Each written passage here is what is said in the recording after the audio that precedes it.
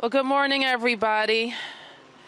And thank you for being with us this morning. And I just wanted to give you a quick update on the district's response to yesterday's snow. As you know, yesterday afternoon, the snow came almost as scheduled, and it continued in several ways through early this morning. And so due to the cold surface temperatures of the road, snow began to accumulate almost immediately. Last night, we made the decision to close D.C. public schools, and early this morning, we decided to close D.C. government for the day. We do not make these decisions lightly. The district government has important work to do every single day, educating our young people and providing direct services to our constituents. And I strive to make sure we can open the district and be ready to serve the public every day, that it's safe to do so. So yesterday, crews from the district snow team began a full deployment at 3 p.m. and started their first 12-hour shift. They made their first shift change at 3 a.m. this morning. I want to thank all the men and women who are working at this very moment and have been all day yesterday and all night to clear the roads for our first responders and show up and keep us safe. In total, the district has deployed 280 vehicles to treat and plow the roads. We ask that you stay off the roads to the greatest extent possible so that these crews can continue to clear the roads quickly and safely. Right now, we are working to clear the roads to ensure that D.C. schools can open and that D.C. government can open tomorrow and that regular transit service can continue. But now that it stopped snowing, we know that we're not out of the woods. Residents need to continue to shovel their sidewalks and salt their sidewalks for themselves and for others who need to travel safely to school, work, and other activities of life. Snow should be cleared from sidewalks immediately. Over the next few nights, temperatures will dip into the single digits, and we're expecting freezing temperatures every night for this week. Temperatures that can be dangerous for many of our friends and neighbors are dangerous for them, including seniors, the homeless, and anybody who may be living in their home without adequate heat. If you're worried about the safety of friends or neighbors, I ask you to call on the government at 211. Late last week, I declared a snow emergency to ensure added resources are available for residents in need and to request transport for residents to shelter. Again, I ask you to call 211 or visit dhs.dc.gov to get information about staying warm for hypothermia season. Finally, I have a simple ask of everyone. Be considerate. If you're on the road, drive slowly, be safe, help your neighbors shovel and salt. And if you have time, volunteer with the district snow team and our Serve DC team to help seniors shovel the sidewalk. Again, as you've noticed, that Metro Bus has begun service, limited service, and our snow team, of course, is working to clear bus routes so that normal service can resume just as soon as possible. We will hear from Bill Howland, who's directed our snow team efforts, his plans for recommending lifting the snow emergency later in the day. And Bill will also remind residents of how our trash collection for the week has had to slide and what we can expect there.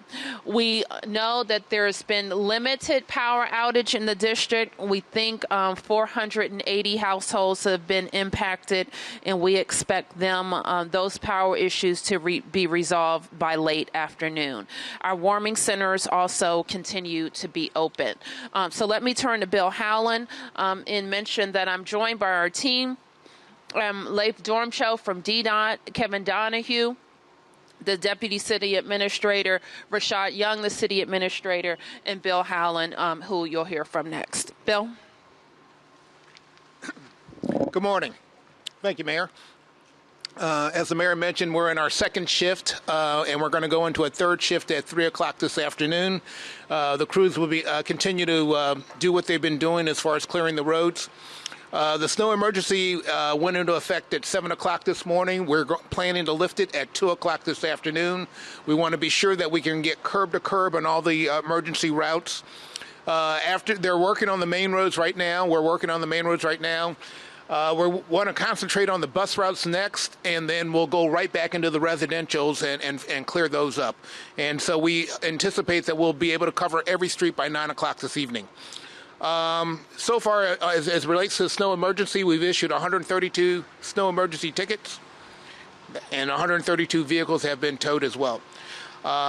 We are asking people when they get in their cars, when they do begin to drive, please clear your car completely so that the snow's not blowing onto other drivers.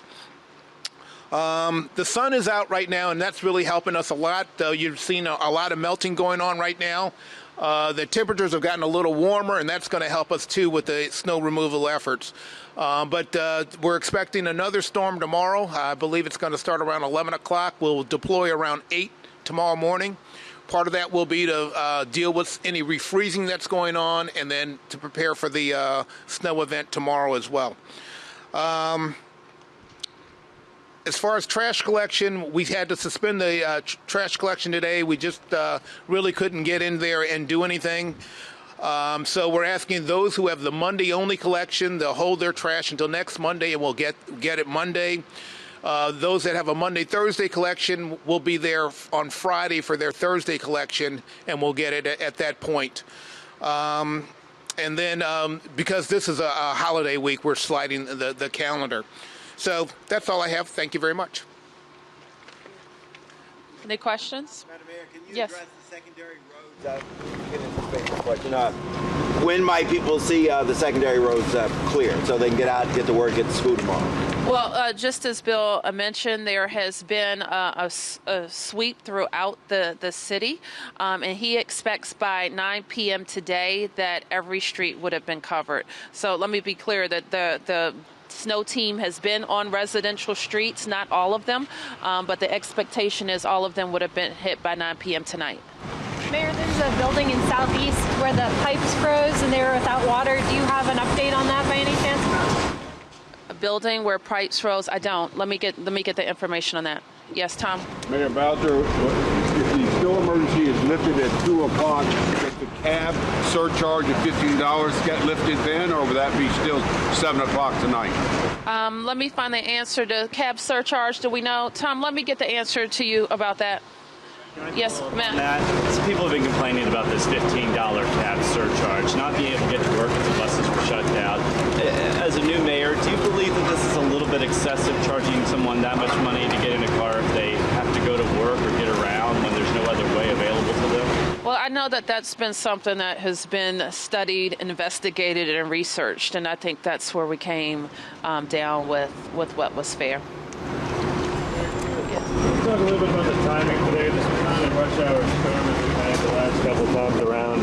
This happened overnight, but the snow emergency was set to take effect at 7 a.m. Was there any expectation that people were going to go to work this morning, given that you were starting to plow or starting the snow emergency at the time of rush hour?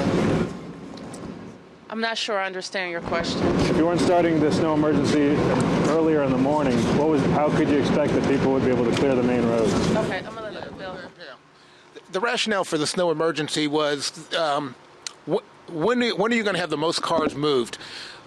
Two things were happening. I would have put the snow emergency on earlier, but we were coming off a holiday weekend. What I was trying to do was tow as few cars as possible. And so if we had put the snow emergency on earlier, there would have been 400 or 500 cars we would have had to tow. Typically what's happening is I try to put the snow emergency on when rush hour happens. Most snow emergency routes are rush hour.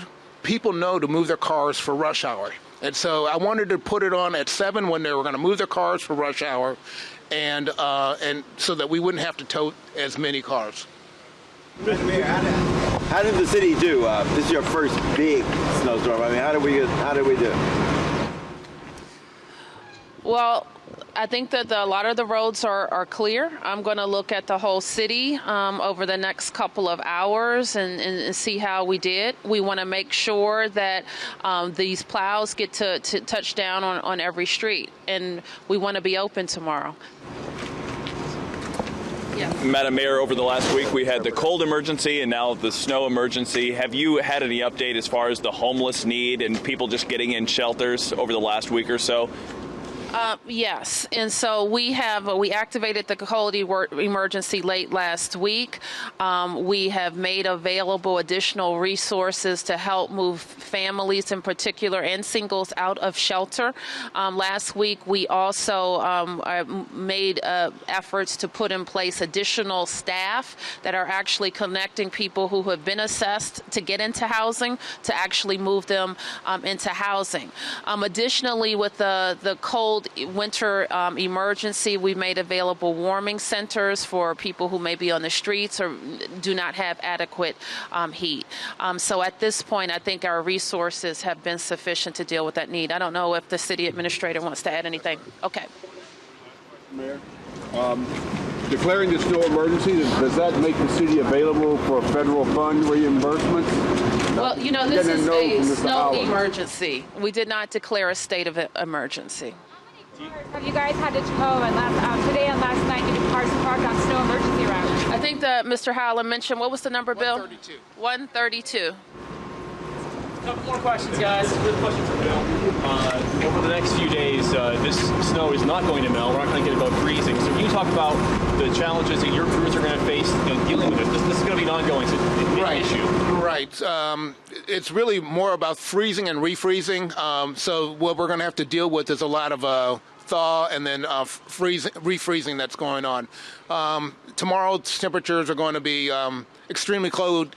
The fortunate thing is it's not going to be a lot of snow, but at this point, it's more any snow that we get. It's more of a plowing event than it is a salting event. And so on 132 cars, is that more or less than what you guys expected? More. How much more? 132 more. Last question. About 45 minutes ago, there was a tweet sent out from your Mayor Bowser account, and it was deleted shortly thereafter, saying, "My job on Initiative 71, my job is to carry out the will of the people, and I will do so." It was deleted shortly thereafter. Are you aware of that? Do you know why? Can you explain that? No, I don't. I don't know why, but that is a true sentiment. Someone new standing next to you today. Can you tell us a little bit about this gentleman? Well, sure. We are going to make sign language interpreters available as frequently as we can so that people watching, we always try to do these news conferences and have closed captioning, but it doesn't always happen immediately. So having the interpreter with us will allow people who can't, with the hard of hearing community, to be able to follow our emergency response. Now, I say that because sometimes we do these things really quickly, and we can't always have somebody with us, but as often as we can, we will. In your administration? No, I believe there's a contract that we have. Our Department of Disability Services has a contract for sign language interpretation. Thank you, guys. Thanks, everyone.